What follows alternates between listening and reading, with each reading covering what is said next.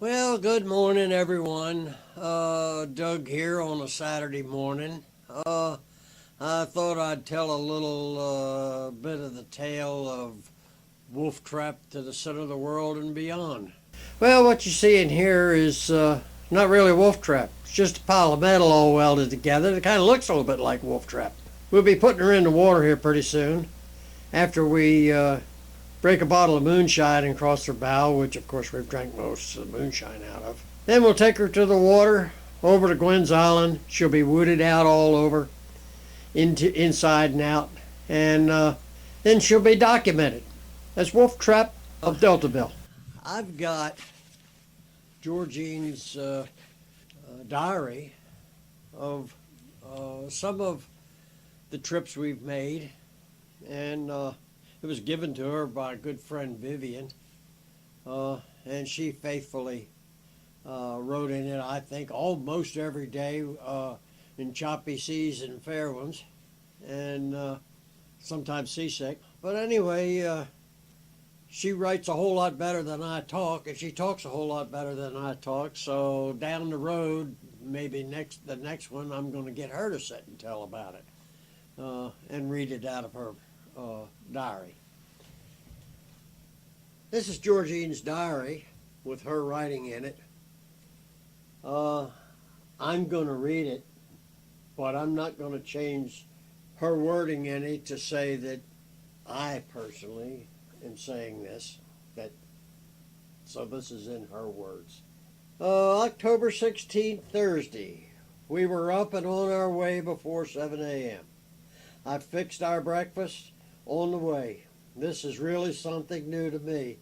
Doug has been on the waterway before, but it's my first time. It's really neat having the bridges open up for you. We have to sit and wait sometimes because they open on the hour, half hour, and instead of on demand.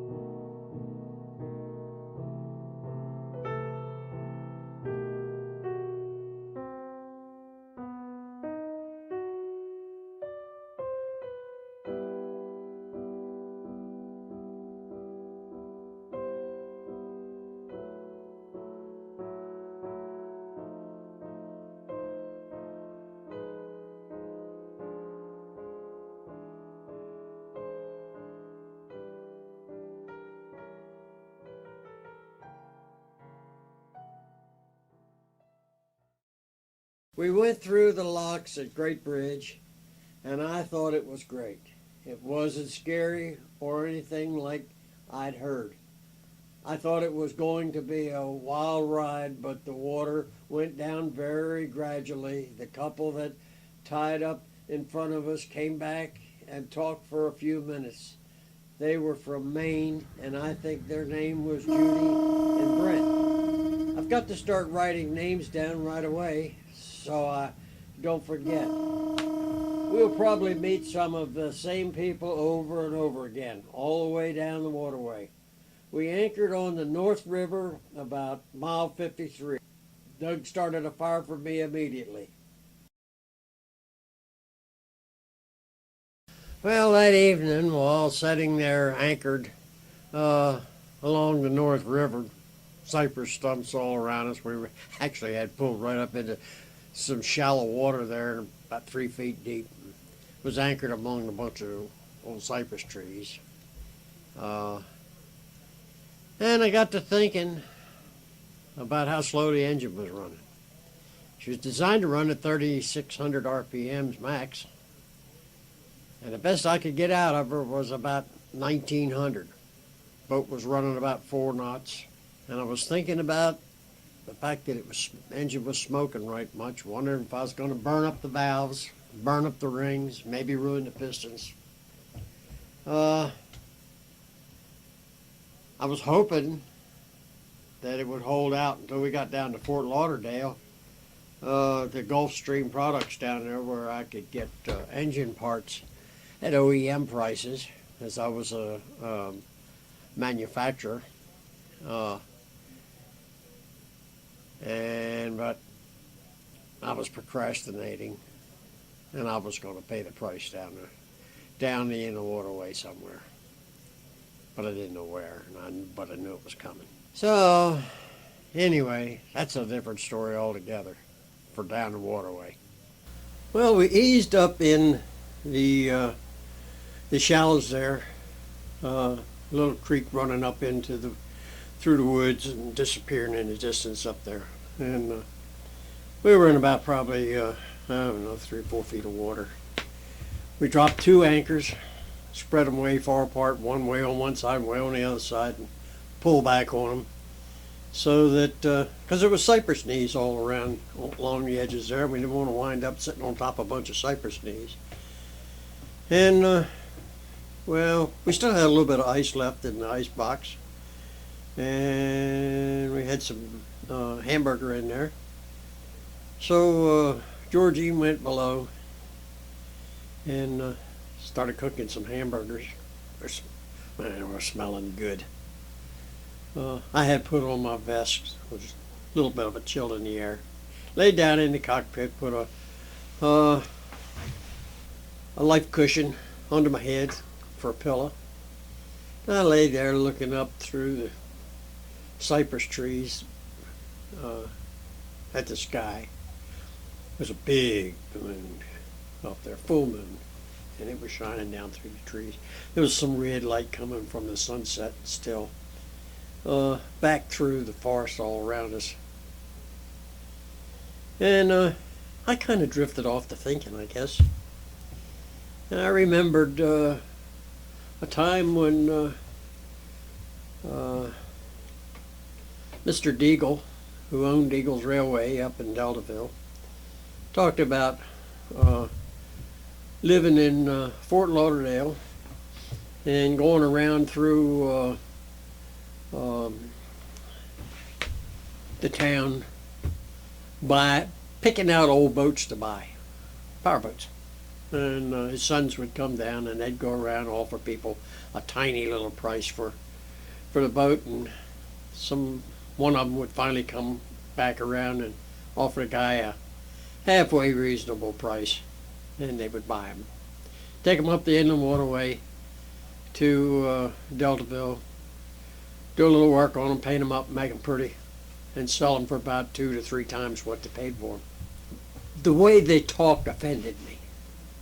Not about the boats and the people and all of that, but about the waterway. They called it the ditch. Running the ditch. Run the ditch for days and days and days.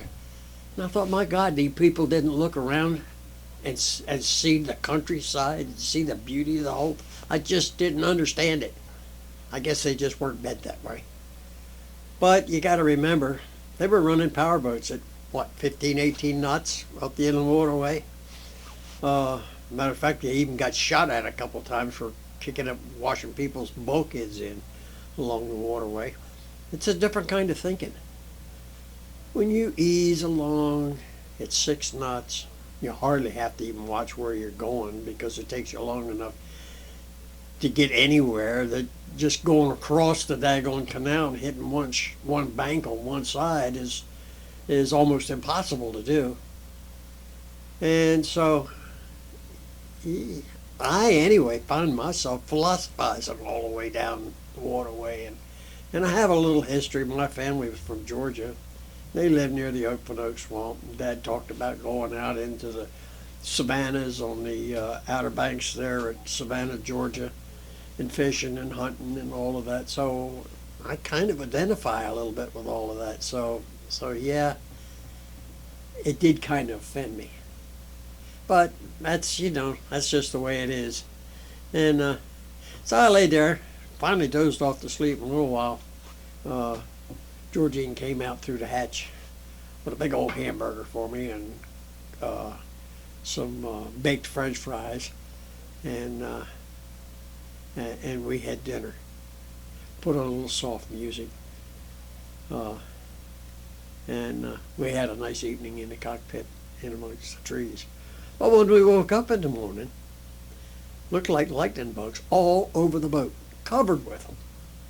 But they weren't lightning bugs. They were some kind of bugs that was eating on the cypress trees, because they were green, bright green inside, and they pooped green, and they pooped all over the boat. And it took me forever to get the boat scrubbed down and going down the waterway to get that stuff off. And when we got to the Bahamas, I found evidence of it here and there yet. So anyway, but we had a beautiful night there. Okay, just want to sneak in one little thing here. Ben Noe and Lee Deagle and Ed Deagle, father and son, of many a year. And I was talking to Ed one day, and I said, and we were talking about buying selling boats. And I said, aren't you ripping off people a little bit, Ed? And he said, well, no. He said, a man that will buy a boat that burns 30 to 50 gallons an hour to go 10 miles an hour faster than a sailboat deserves to be ripped off. I laughed. Yeah, ain't nothing like being friends with a bull in a china shop, let me tell you what. Okay, let's move on.